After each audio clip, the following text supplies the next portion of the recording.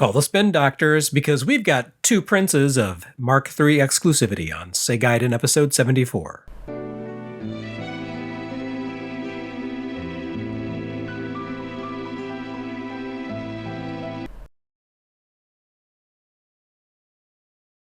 Who is the Megumi in Megumi Rescue, you may be wondering? The answer apparently is no one. It turns out that, despite this being a video game from the 1980s, where practically every other release involved saving a girlfriend, princess, or other damsel, this game, called Megumi Rescue, is not actually about rescuing a lady named Megumi. Nor is it a rare example of flipping the script, Quest of Kai style, and asking someone named Megumi to rescue others. No, it turns out that when you spell Megumi the way that it appears on Megumi Rescue's box, it does not mean blessing, like the common given female name, but rather something akin to Firefighting Squad M. Actually, it's probably more literally just Squad M, with the fire element being implicit in the combination of the simple alphabetic character me with the symbolic kanji gumi. I'm afraid I've gone and done some research here again, and that means that this episode is about to get educational on a topic you never knew about and never wanted to know about. Apologies for that. Here's some sex and violence to balance things out. Okay, now that your baser instincts have been momentarily sated, hopefully you'll be able to sit still in dull passivity long enough for me to walk you through the background of Megumi Rescue. Gameplay-wise, Megumi Rescue resembles a cross between Breakout and Crazy Climber. The Crazy Climber connection should be obvious, I hope. Look at those skyscrapers you need to ascend. And you have to do it by using a non-standard control mechanism, like the one that shipped with Crazy Climber for Famicom. Truly, the spirit of that game lives on here. However, while you do need to ascend the buildings in Megumi Rescue, you don't do so by physically climbing them. Instead, you leap from an emergency trampoline. Well, I say you, but really the you in Megumi Rescue is not the fire rescue guy bounding across the screen, since you have no direct control over his movements, which is kind of the metaphor implicit in referring to an on-screen avatar in the second person. Rather, you are the little guys moving the trampoline along the ground at the bottom of the screen. Here's where the breakout bit comes into play. You can't play Megumi Rescue with a standard D-pad, unless you illegally play some sort of unauthorized ROM hack that reprograms the controls, you criminal you.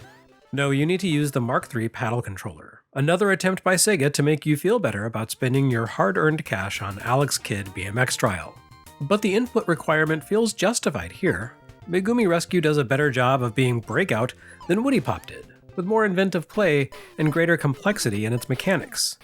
I mean, sure, fundamentally, you're just moving little guys with a trampoline left and right, but the game puts a lot of nuance into what happens when you make contact with the little bouncing guy who is not technically your avatar. As in most Breakout-alikes, the point at which he makes contact with your paddle, the trampoline that is, determines the direction he launches back up into the air. Interestingly, Megumi Rescue reverses the orientation of its English. If the bounder lands right of center, he'll fly up to the left rather than to the right as usual, and vice versa. Which makes sense, given that there is a concave element to the trampoline. You're effectively reflecting him in a given direction. But it's backward from how your brain will have been wired by the likes of Arkanoid, Alleyway, and, yes, Woody Pop, so it takes a little mental readjustment.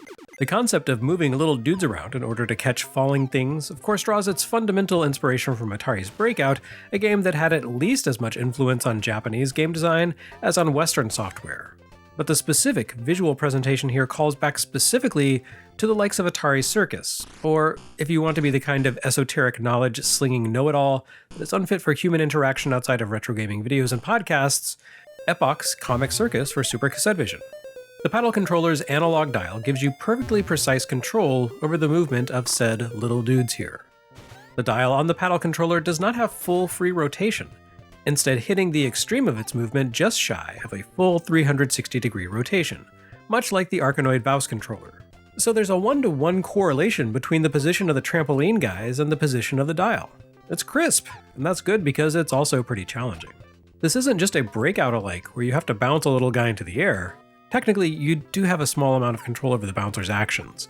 With each bounce off the trampoline, the rescue trooper will leap to the apex of the screen if you let him. However, in order to do all the rescuing mentioned in the game's title, The fire rescue guy needs to actually latch onto the windows of the building where trapped civilians appear to await salvation. Pressing the action button will cause the fire trooper to grab the frame of a window as he passes in front of it. He'll hold onto the frame until you press the button again, which can be handy because he's not the only thing falling from above. Grabbing a trapped person or kitten will allow you to drop to the ground and save them, assuming the trampoline catches them. But if you snag an empty window, you'll usually let loose a bonus item that falls from above and will net you extra points or even a 1-up if caught. Occasionally, you'll release a special bonus item like a key or helicopter, and catching that will immediately end the stage. The key opens a rooftop fire system that douses all the flames, while the helicopter blasts the building with a flame-retardant bomb. But much like Soylent Green, the most crucial additional falling object is people. As flames spread inside the building, they'll creep along from window to window. Most buildings have a lot of empty windows, so those don't pose an immediate threat at the outset of the action. But once the fire reaches a window adjacent to a stranded resident, that person will take matters into their own hands and leap from the window in the hopes that the trampoline guys will spot and catch them. If you miss, the person pancakes and you're docked points. It's all presented whimsically, reminiscent of Stuntcopter for Macintosh, and a missed jumper turns into a cartoon skeleton. But I have to admit that it will probably sit a little uncomfortably for anyone who remembers sitting through hours of harrowing live television coverage one morning back in 2001. That's hardly the game's fault though, since this came out in 1988. And the mechanic does add a lot of substance to the action. You can't just send the little rescue guy bouncing around willy-nilly, because the camera pans upward to follow him when he leaps, which can cause jumpers on the lower floors of a building to go unnoticed until it's too late. That's actually not an intentional difficulty consideration, as it happens. According to our friend Nicole Express, Megumi Rescue has a somewhat strange history. It actually began life as an arcade game that never saw full release after failing its location test. And yeah, that happens sometimes, sure. But usually, that's the last you hear of a game. It flops and vanishes. But it just so happens that Sega, or rather ICOM adjacent developer EXA, programmed the game for the Master System-based System E arcade board. The System E was basically to the Master System what the Master System was to the SG-1000. Had the same basic internals, but with a beefier video board, giving it more impressive graphical capabilities. The System E played host to a handful of familiar titles in upgraded form, including Transbot, retitled Transformer in a brazen attempt to provoke a lawsuit by Hasbro, and Fantasy Zone 2. It's also the point of origin for Fantasy Zone The Maze. The System E board used an interchangeable cartridge format akin to the Data East Deco system and the Nintendo Versus line, though somewhat unusually, the hardware could exist in two different configurations. In addition to the standard juiced-up Master System version of the System E, Sega also provided an option for a vertical monitor. Megumi Rescue got a start in this incarnation of the Master System line, which meant that in the abortive arcade release, the full height of each building fit cleanly on a single screen with no need for vertical panning. So the part where rescuees get tired of waiting and take a leap as they hope for the best while off-screen is a newly added element of challenge for the Mark III cartridge. It forces you to play a little more strategically than you might have in the coin-op version, taking care not to spend too much time with the bottom windows scrolled off the screen.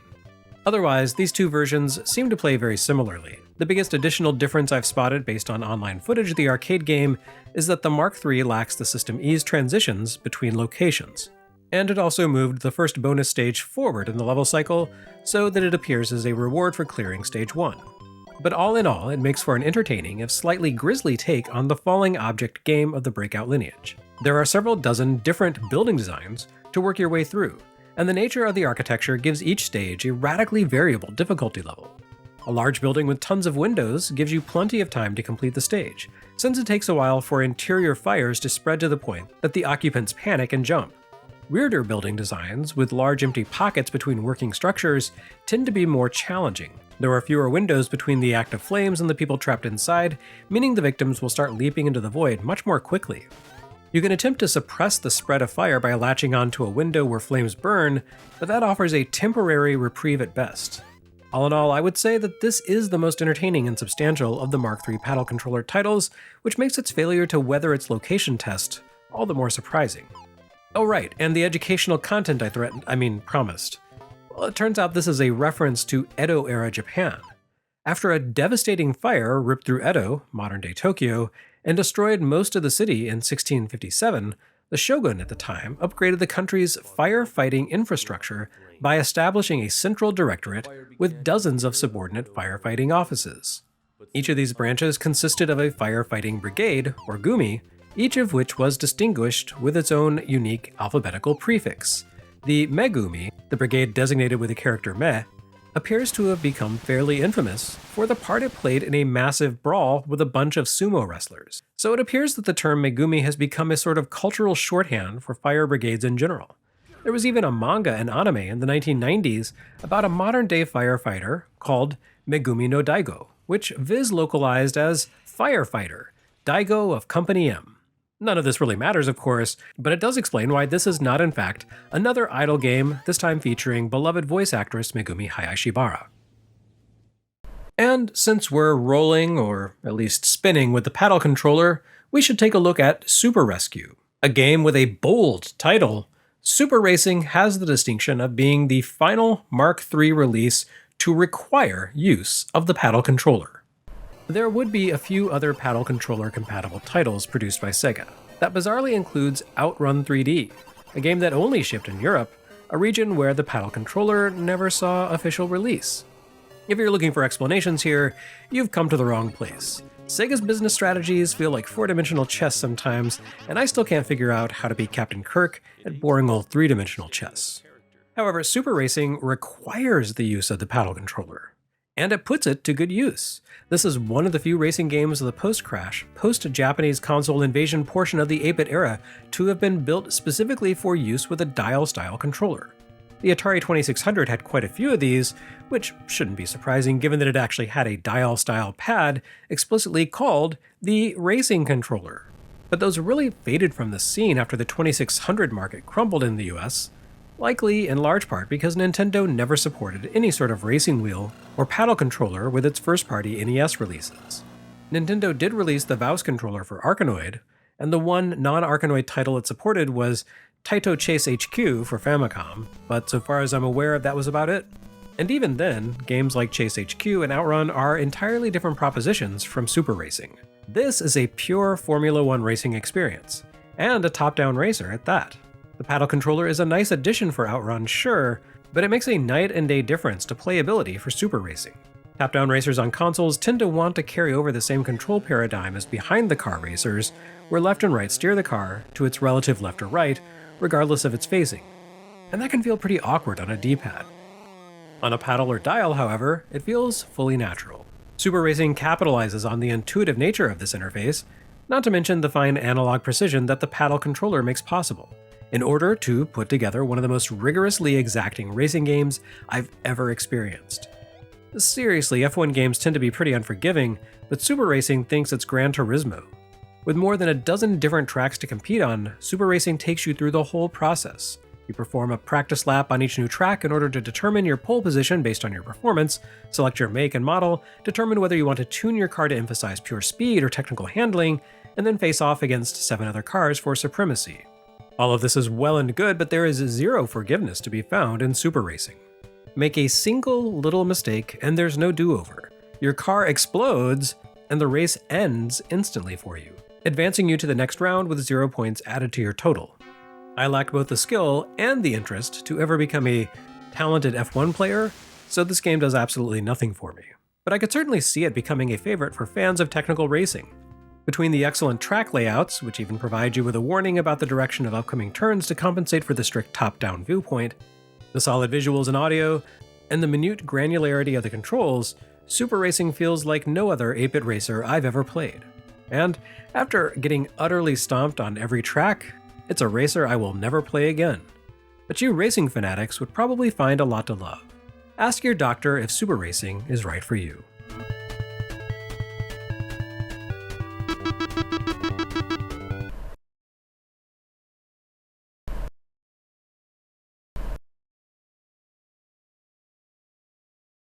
Next time on Segaiden, a tribute to one of the true greats through the lens of one of her most overlooked creations.